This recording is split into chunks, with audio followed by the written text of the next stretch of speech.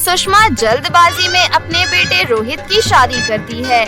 सुषमा की बहू दिखने में बहुत सुंदर थी। शादी के बाद सुषमा की पड़ोसन रीना घर पर आती है और बोलती है, अरे ओ सुषमा, कहाँ है तू? जरा अपनी बहू को तो दिखा, मैं सुबह सुबह मुँह दिखाई करने आई हूँ।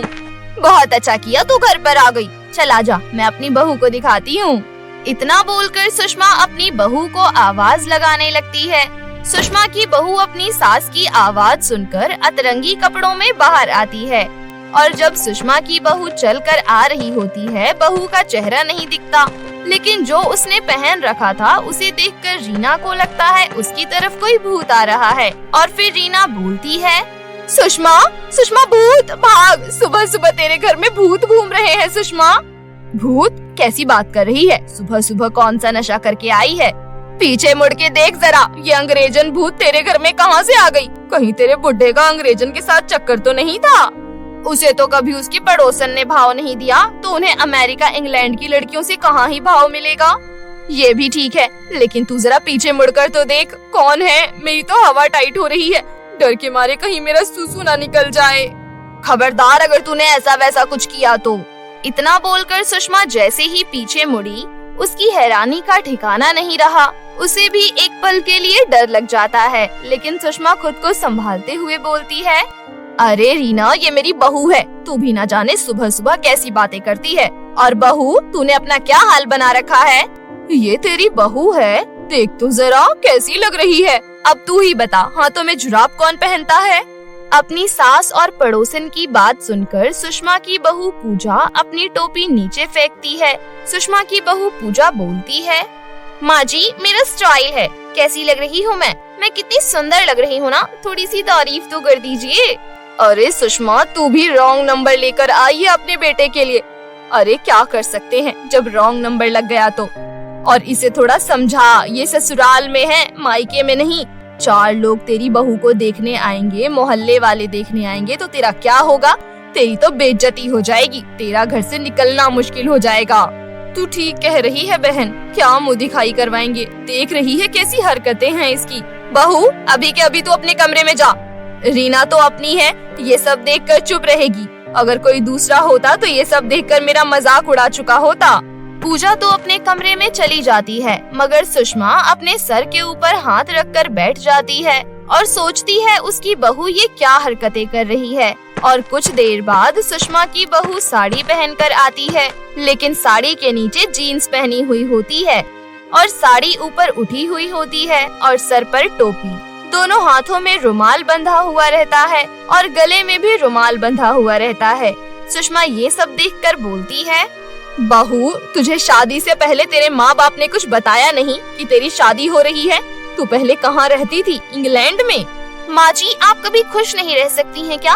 आपने कहा कि मैं पहले वाली ड्रेस ना पहनूं, मैंने उतार दिया, मैंने साड़ी पहन लिया, उसमें भी आपको दिक्कत हो रही है। दिक्कत तेरे कपड़ों से नहीं, दिक्कत ये 7 तरह के कपड़े पहनने से है। मुझे तो समझ में नहीं आता तू पहनना क्या चाहती है। सुषमा अपनी बहू की हरकत देखकर मुंह दिखाई की रस्म कैंसिल करती है।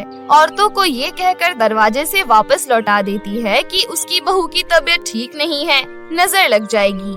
पड़ोस की औरतें सुषमा की बात मानकर घर चली जाती हैं। ऐसे ही कुछ दिन बीत जाते हैं और सुषमा देखती है कि उसकी बहू तरह तरह के कपड़े पहन रही है, जो सुषमा के सर के ऊपर से जा रहा था।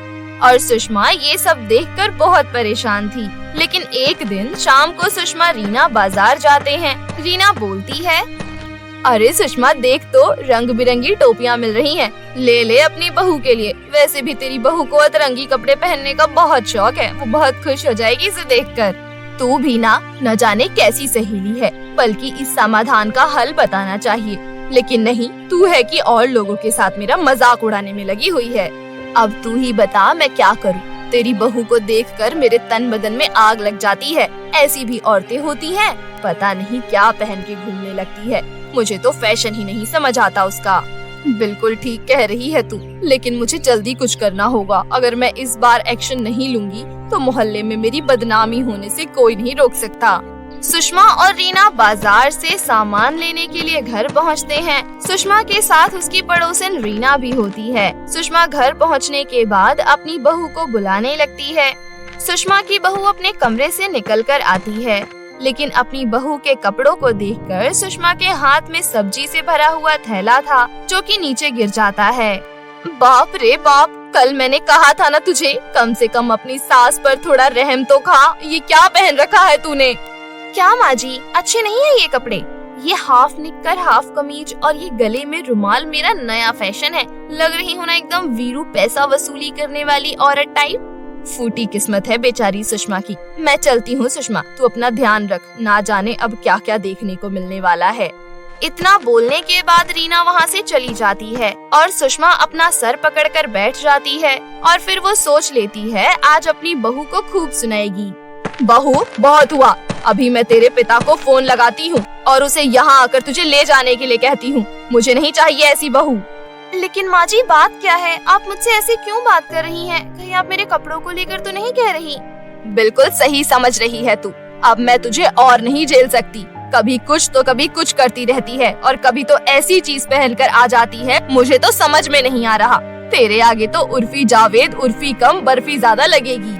माँ जी, मेरा जलवा ही ऐसा है, अब क्या कर सकते हैं? बहू, मैं तुझे आखिरी बार समझा रही हूँ, मैं तेरे आगे हाथ जोड़ रही हूँ, मैं अपनी झोली फैलाती हूँ, तू मेरी बदनामी मत करवा। लोग तुझे देखेंगे तो क्या कहेंगे?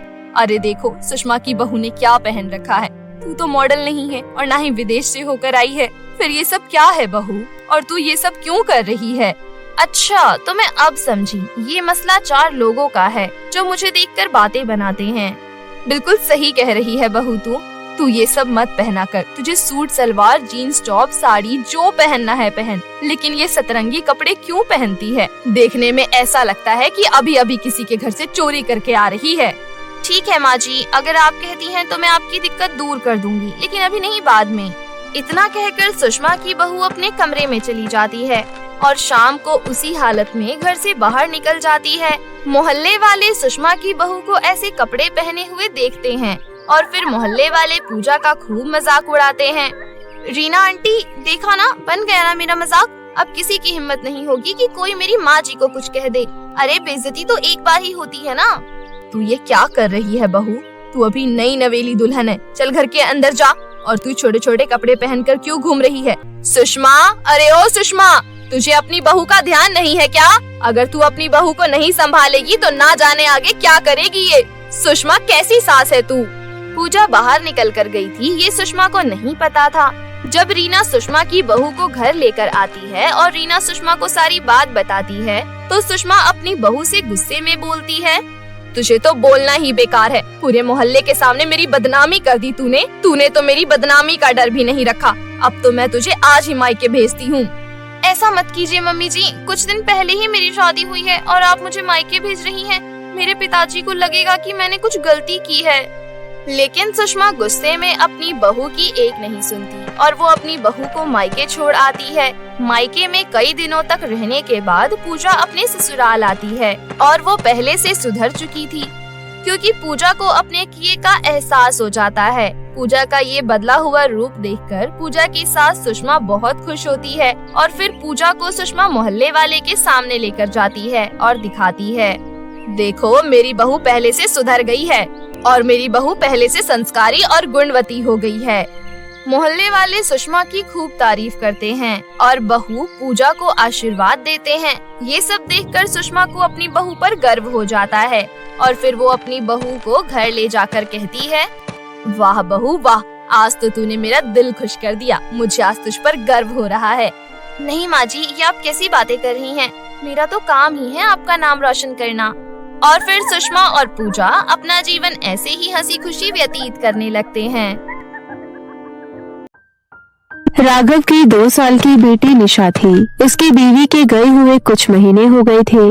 राघव बहुत उदास रहता था और उसे अपने छोटे बच्चे को संभालना पड़ता था। वो जब भी ऑफिस जाता था तो निशा को पड़ोस वाली काकी के पास छोड़कर जाता था। उसके ऑफिस में मीनू नाम की एक औरत थी। मीनू के पति ने शादी के 6 महीने बाद ही उसे तलाक ले लिया था।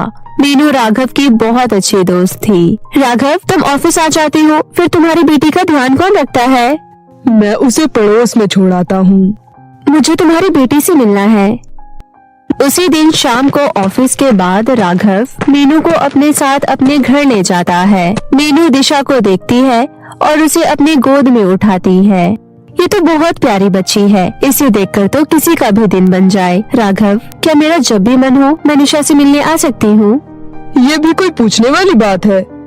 उस दिन से मीनू अक्सर राघव के साथ उसके घर आया करती थी। मीनू निशा को बहुत प्यार करती थी और निशा भी मीनू के साथ घुल मिल गई थी। निशा की वजह से मीनू और राघव में बहुत सारी बातें होने लगती है, जिसकी वजह से उनकी दोस्ती प्यार में बदल जाती है। मीनू, मुझे लगता है अब हमारे बीच दोस्ती से कुछ ज्यादा है। मैं तुम्हारे साथ प्यार में पड़ गया हूँ। मुझे पता है तुम कभी हाँ नहीं करोगी। मेरी 2 साल की बेटी भी है। माना तुम मुझसे प्यार करती हो, लेकिन वो तुम्हारी बेटी तो नहीं। मैंने बस तुम्हें अपने मन की बात बताई है। अगर तुम्हें मेरे से शादी नहीं करनी हो तो कोई बात नहीं। अच्छा, तुमने अपने आप ही सब कुछ सोच लिया। मुझे भी तुम अच्छे लगते हो और निशा तो मुझे तुमसे भी ज्यादा अच्छी लगती है। बल्कि निशा मुझे अपनी माँ कहेगी। मेरे लिए इससे खुशी की बात क्या हो सकती है? ये जानकर राघव बहुत खुश होता है। अगले महीने दोनों कोर्ट मैरिज कर लेते हैं। उसके बाद राघव ऑफिस जाता था और मीनू घर संभालती थी। मीनू के आने के बाद राघव की आधी से ज्यादा चिंता खत्म हो गई थी। 3 साल बीत जाते हैं। मीनू को भी एक बेटी होती है। मीनू अपनी बेटी का नाम हिमानी रखती है। उनका परिवार बहुत खुशहाल बीत रहा था। कई साल बीत जाते हैं और दोनों बहनें बड़ी हो जाती हैं। हिमानी को पता नहीं था कि निशा उसकी सगी बहन नहीं है। एक दिन राघव और मीनू कमरे में बात कर रहे थे। राघव, हमारी बच्चियां बड़ी हो रही है। आगे चलकर इनकी पढ़ाई का खर्चा और ज्यादा बढ़ जाएगा। पढ़ाई के बाद फिर इनकी शादी भी धूमधाम से करनी है। तुम तो काम करते ही हो, लेकिन मैं सोच रही हूँ कि मैं भी अपना ब्यूटी पार्लर का काम शुरू कर दूँ। तुम्हें ब्यूटी पार्लर का काम करना आता है? तुमने पहले तो कभी नहीं बताया था। हाँ, लेकिन मैंने पहले तुम्हें कभी इसलिए नहीं बताया क्योंकि दोनों बच्चियां छोटी थी। उनका ध्यान रखना ज्यादा जरूरी था। अब दोनों बड़ी हो गई है, इसलिए मैं अपने ब्यूटी पार्लर के काम पर भी ध्यान दे सकती हूँ। तुम्हारे पैसों से घर चलेगा और मैं अपने पैसे आगे के लिए जमा करके रखूंगी। आप घर के पास ही ब्यूटी पार्लर बनवा दीजिए। पास में रहेगा तो घर पर भी ध्यान दे पाऊंगी। ये तो तुमने बहुत अच्छा सोचा है। सच में मीनू, मैं बहुत लकी हूँ जो मुझे तुम मिली। तुमने कभी भी हिमानी और निशा में भेदभाव नहीं किया, बल्कि निशा तुम्हारी सगी बेटी नहीं है। हिमानी उसी वक्त मीनू के कमरे के बाहर से गुजर रही थी और वो राघव की ये बात सुन लेती है। हिमानी को पता चल जाता है कि निशा उसकी सगी बहन नहीं है। वो अपने कमरे में जाकर सोचती है, ओह, ये निशा मेरी सगी बहन नहीं है। ये बात मुझे अब पता चली। ये पढ़ाई में बहुत अच्छी है, इसलिए सब मुझे इससे सीखने के लिए बोलते रहते हैं। मुझे तो वो पहले से ही पसंद नहीं थी, लेकिन अब इससे नफरत करने के लिए मेरे पास एक वजह है। उस दिन से हिमानी निशा से चिड़चिड़ा व्यवहार करने लगती है। अगले दिन निशा हिमानी के कमरे में खाना लेकर आती है। हिमानी, तुम खाना खाने नहीं आई थी, इसलिए मैं तुम्हारे कमरे में ले आई। अब हम दोनों साथ में खाना खाएंगे। नहीं खाना मुझे तेरे साथ खाना, मैं बाहर से खाकर आई हूँ। चल जा अपनी मनहूस शकल लेकर। ये क्या हो गया हिमानी तुम्हें? तेरे से मतलब, बोला ना मेरे कमरे से बाहर निकल। मीनू हिमानी को निशा से इस तरह से बात करते हुए देख लेती है। ये कैसे बात कर रही हो तुम अपनी बड़ी बहन से तू तड़ाक करके? कौन सी बड़ी बहन? इतने टाइम से आप लोगों ने मुझे असलियत नहीं बताई थी। मैंने कल आपकी और पापा की बात सुन ली। ये मनहूस मेरी बड़ी बहन नहीं है। अच्छा, तो तुम बाहर खड़ी होकर हम दोनों की बातें सुन रही थी। सगी बहन नहीं है तो क्या हुआ? सगी सौतेली जैसी बातों का गंदा कीड़ा अपने दिमाग से निकाल दो। निशा तुम्हें अपनी सगी छोटी बहन की तरह प्यार करती है तो तुम्हें भी उसी तरह से पेश आना चाहिए। अगर आज के बाद मैंने कभी भी तुम्हें इस तरह से बदतमीजी करते हुए देखूंगी तो बहुत पिटाई करूंगी। इतना बोलकर मीनू निशा को लेकर वहाँ से चली जाती है। दरअसल मीनू निशा को अपने साथ थोड़ी देर के लिए ब्यूटी पार्लर लेकर जाती थी। वहाँ मीनू निशा को मेहंदी लगाना सिखाती थी। दोनों के जाने के बाद हिमानी सोचती है, सौतेली बेटी की वजह से मम्मी ने अपनी सगी बेटी को डांटा। अब मैं मम्मी से कभी बात नहीं करूँगी। उस दिन से हिमानी मीनू से भी कम बात करना शुरू कर देती है। ऐसे ही कुछ दिन बीत गए थे।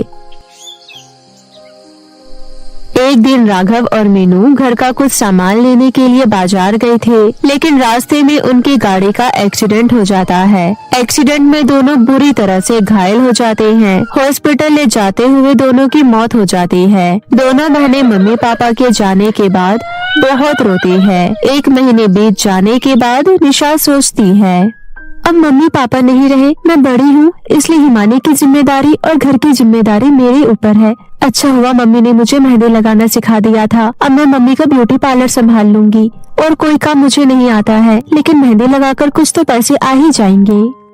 उस दिन से निशा अपनी मम्मी के पार्लर में जाकर मेहंदी लगाना शुरू कर देती है। कुछ दिन बीत जाते हैं। तभी एक दिन हिमानी निशा से बोलती है, मुझे शॉपिंग करने के लिए 8,000 रुपए दे। 8,000? इतने सारे पैसे? 15 दिन मेहंदी लगाने के बाद मुझे इतने पैसे मिलते हैं और एक बार में मैं तुम्हें दे दूं? मुझे बिजली बिल देना है और तुम्हारे स्कूल की फीस। ये फिजूल खर्चे मत करो, अब तुम बड़ी हो गई हो। मैंने तुझे पैसे देने के लिए कहा है, ज्ञान देने के लिए नहीं। मैंने कहा ना मुझे पैसे चाहिए। इन फालतू बातों के लिए मेरे पास टाइम नहीं है। निशा हिमानी को शॉपिंग करने के लिए पैसे दे देती है। इसी तरह निशा घर के काम अकेले करती थी और पार्लर का काम भी अकेले करती थी। हिमानी बस निशा के मेहनत से कमाए हुए पैसों को अपने फिजूल खर्चे में उड़ा देती थी। मुझे अपने दोस्तों के साथ गोवा ट्रिप पर जाना है, इसलिए मुझे 15,000 रुपए दे। हिमानी, मेरे पास इतने पैसे नहीं हैं। क्या? क्यों नहीं है पैसे? मैं तेरे से भीख नहीं मांग रही हूँ। ये मत भूल, ब्यूटी पार्लर मेरी मम्मी का है, इसलिए उस ब्यूटी पार्लर से कमाए हुए पैसे में मेरा भी आधा हिस्सा है। मैंने तुम्हें पैसों के लिए कभी मना नहीं किया है, लेकिन 15,000 रुपए नहीं दे पाऊंगी, ये काफी ज्यादा है। हिमानी गुस्से से अपने कमरे में जाती है। अब मेरे दोस्त के सामने मेरी इंसल्ट हो जाएगी। मेरे दोस्त कहेंगे मुझे, ओ हिमानी, तेरे पास 15,000 रुपए भी नहीं है। हम सब तो बहुत सारे पैसे लेकर जा रहे हैं, लेकिन हमने तुझे सबसे कम बोला और तेरे से ये भी नहीं हो पाया। क्या तेरी बहन तुझे पैसे नहीं देती है? सीरियसली, हम तो अपने मम्मी पापा को जितने पैसे बोले उतने पैसे मिल जाते हैं हमें। अब दुनिया वालों की नजरों में ये मनहूस मेरी बहन ही है ना, तो इससे मैं क्या ही बोलूं। इसने मुझे 15,000 रुपए नहीं दिए, इसे सबक सिखाना ही होगा। बड़ी ब्यूटी पार्लर वाली बनती है ना, इसने मुझे पैसे नहीं दिए ना। अब देखती हूँ इसके पास पैसे कहाँ से आते हैं। हिमानी के दिमाग में खुराफाती तरकीब आती है। वो ब्यूटी पार्लर को जलाने के बारे में सोचती है। रात को जब निशा सो जाती है तो वो ब्यूटी पार्लर जाती है और उसमें आग लगा देती है।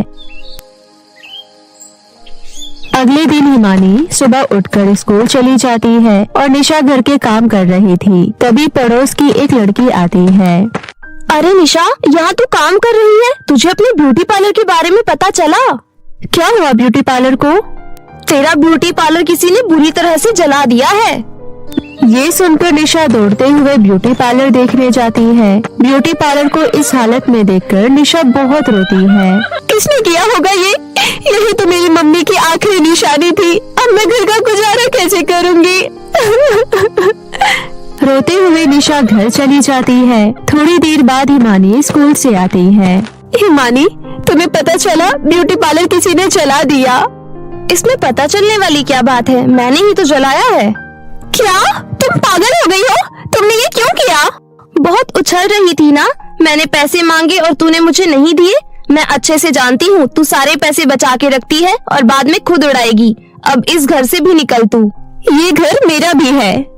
अच्छा, कहाँ? कैसे प्रूफ करेगी कि ये तेरा घर है? घसीट के बाहर निकालू, इससे पहले शराफत से खुद ही चली जा। निशा भोली भाली थी। वो हिमानी की धमकी से डर जाती है और खुद ही घर से बाहर चली जाती है। निशा घर के बाहर बैठकर रो रही थी। उसे रोते हुए आते जाते लोग देख रहे थे। यहाँ तो सब मुझे रोते हुए देख रहे हैं, मुझे यहाँ से जाना चाहिए।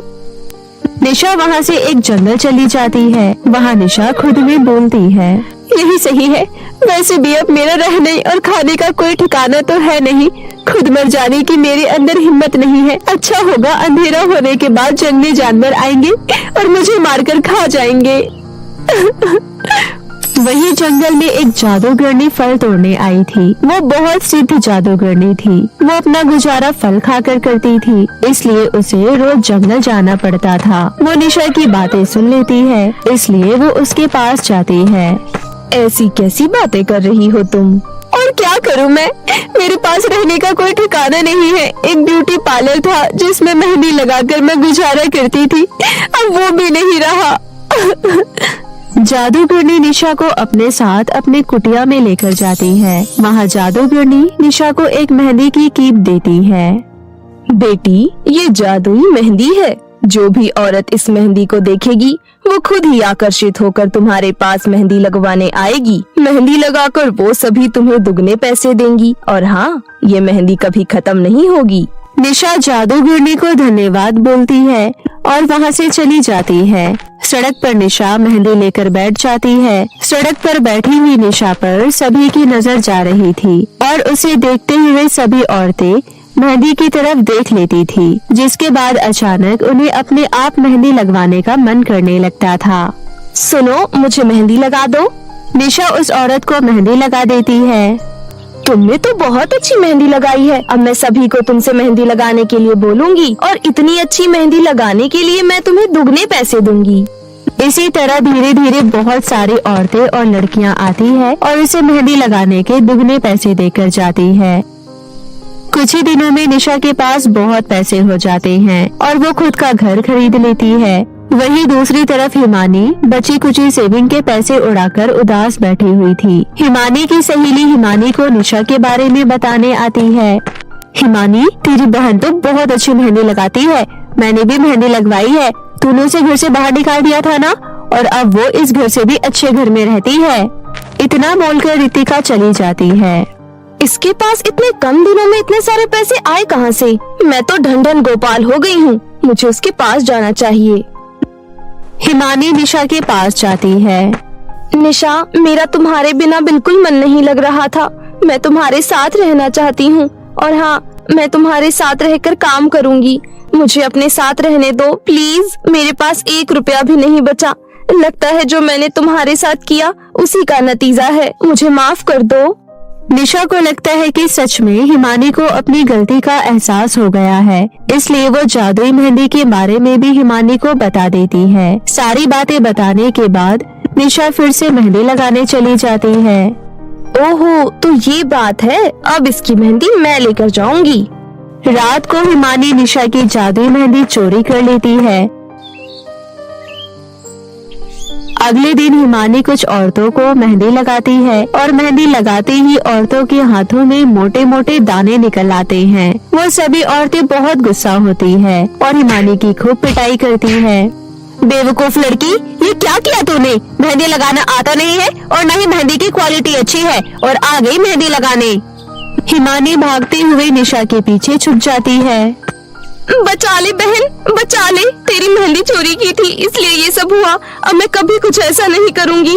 इस बार बचा ले। अब मैं तुझे कभी शिकायत का मौका नहीं दूंगी। निशा औरतों के हाथ में ठंडा चंदन का लेप लगाती है, जिसके बाद दाने खत्म होने लगता है। उस दिन से हिमानी सच में हमेशा के लिए सुधर जाती है। इस तरह सब कुछ ठीक हो जाता है और दोनों बहनें एक साथ हंसी खुशी जीवन व्यतीत करने लगती है।